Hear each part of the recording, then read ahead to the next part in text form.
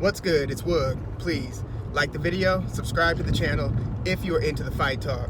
I just want to give some early thoughts on the PBC matchmaking for Gervonta Davis, who's about to take on Mario Barrios at 140.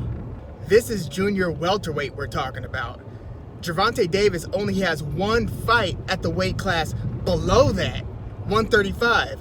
But because of all the exciting young talent stacked at 135, people associate Gervonta Davis with that weight class. But he's only fought there once, and it was against a 40-year-old or 39-year-old Yuriorkis Gamboa, a former 126-pound featherweight champion who was well past his prime. So we don't even know what Gervonta Davis truly brings at 135 to this point, let alone 140. So, I was wondering what PBC's move was going to be with one of the best talents and most explosive talents in the sport today.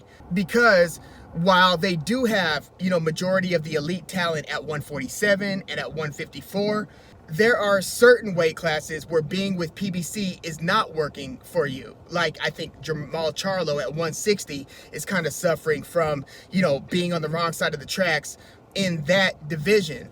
Similarly, you look at Gervonta Davis, who is, arguably the best fighter at 130. I've got him at the top of my list at 130. Ring Magazine also has Gervonta Davis as #1 at 130. And then there's like Oscar Valdez, Jamel Herring, JoJo Diaz, Tevin Farmer, and of course the young, sensational, but untested Shakur Stevenson.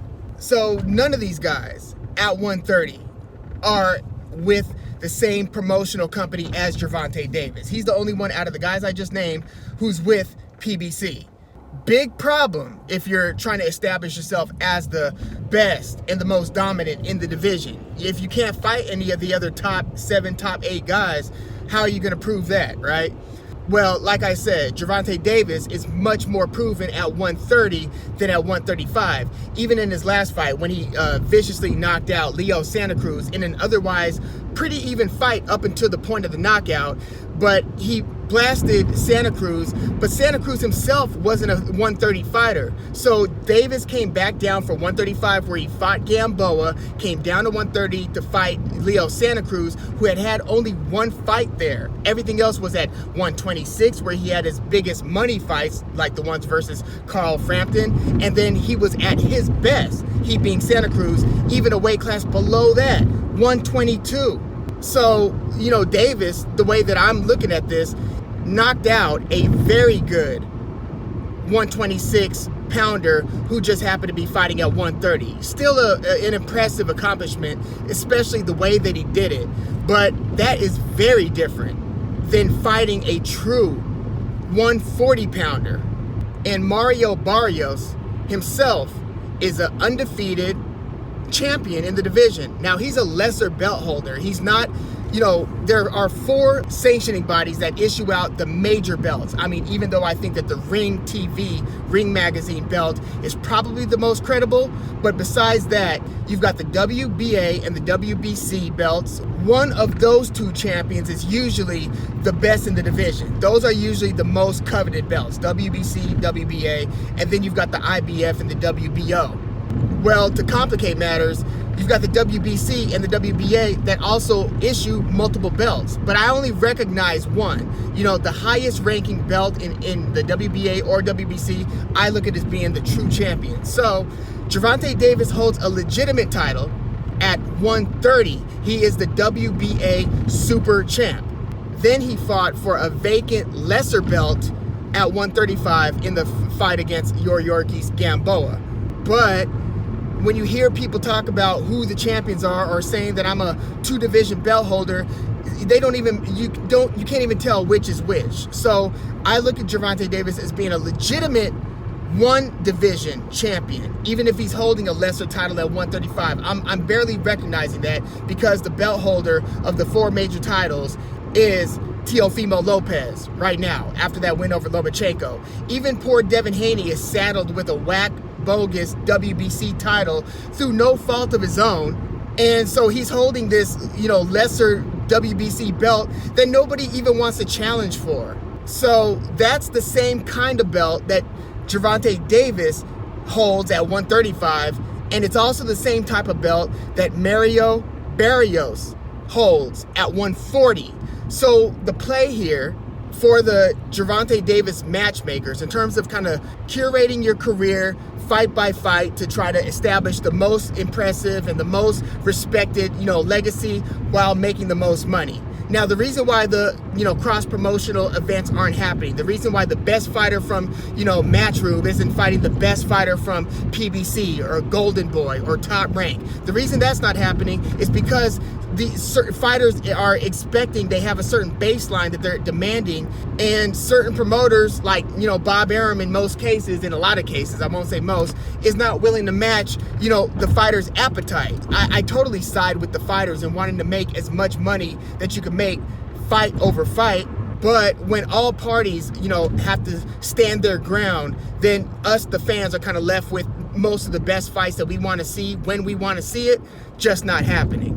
But the play here, as I see it, is that if you're not, right now fighting a Ryan Garcia or a Devin Haney, Lomachenko, Teofimo Lopez, then the best play to make in terms of leverage and kind of creating a narrative is to set out to do something that all of your other contemporaries haven't done or aren't doing yet. I mean, Lomachenko's been a true multiple division champion. I mean, you do have those who have done that. Oscar Valdez was a champ at, 126 and now is at 130.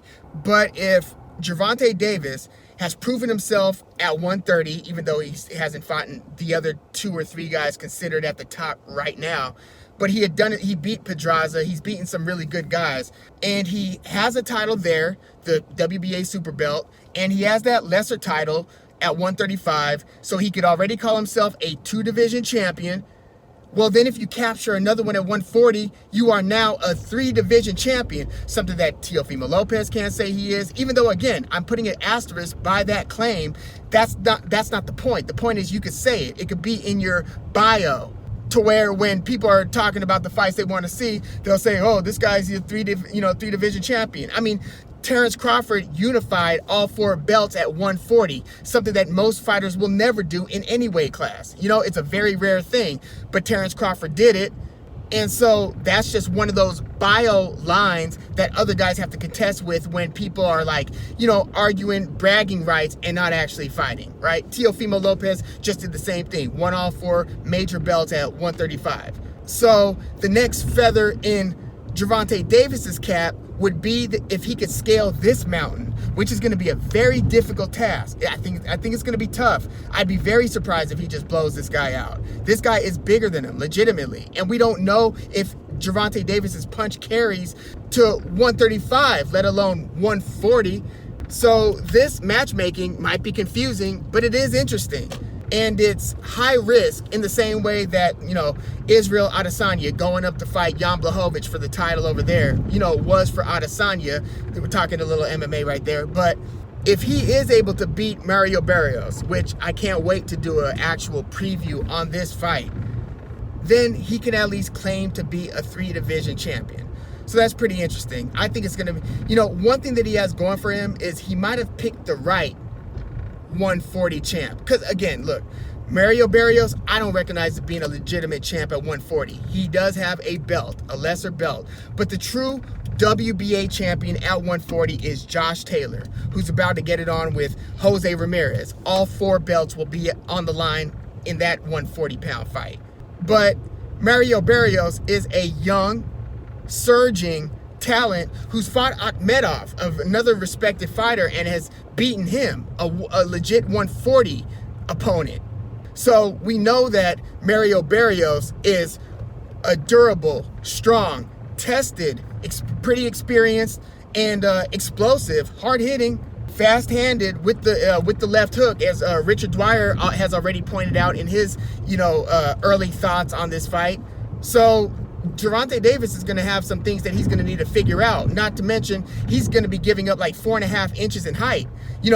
Leo Santa Cruz was significantly taller than, you know, Gervonta Davis, which created some of the difficulty that he was having with Santa Cruz.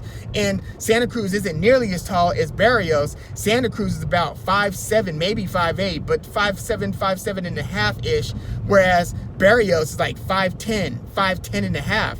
So Gervonta Davis at 5'5" and a half is going to have to account for that.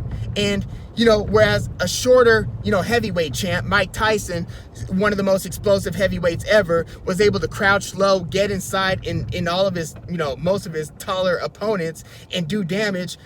Gervonta Davis doesn't move like that. He doesn't have those types of legs where he's doing that type of head work to like really just, you know, weave his way inside. He's not doing that, but he is crafty. If you look at how he set up that knockout uppercut versus Santa Cruz and how he, you know, dismantled Jose Pedraza, how he dusted off Hugo Ruiz in the first round. I actually went to that fight. It was supposed to be Gervonta Davis versus former champ Abner Mares, which would have been a very interesting test for Gervonta Davis a couple years ago. I went to that fight, but Abner Mares got injured before the fight, had to pull out. Late replacement Hugo Ruiz had no business in there with Davis, got knocked out in the first round. So it is what it is.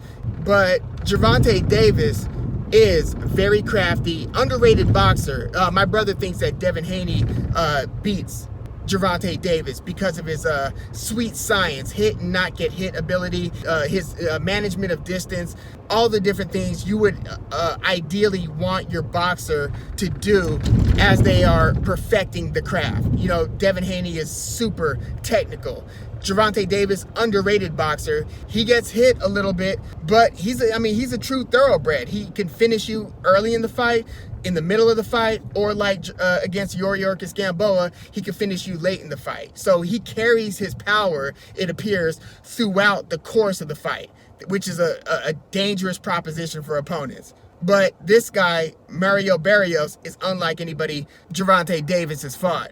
Significantly bigger and is a skilled, tough, and undefeated, so he's surging with confidence, young, he thinks he's the man type of fighter. This is going to be interesting, man. Like, you know, I didn't love this because this Mario Barrios wasn't one of the top 10 names I could think of when thinking of guys I want to see Gervonta Davis fight. He wasn't anywhere on my list. But this was kind of thinking outside the box matchmaking for PBC, given the lack of quality guys they have other than Davis at 130 or at 135. And I didn't think they were going to feed their prospect, Chris Colbert, at 130 to the lion that is Gervonta Davis this soon. I didn't think they were going to burn a prospect like that. So I didn't expect that to be Davis' next fight. But this one, Barrios at 140, yeah, I didn't see that one coming. So I'll preview this fight, certainly.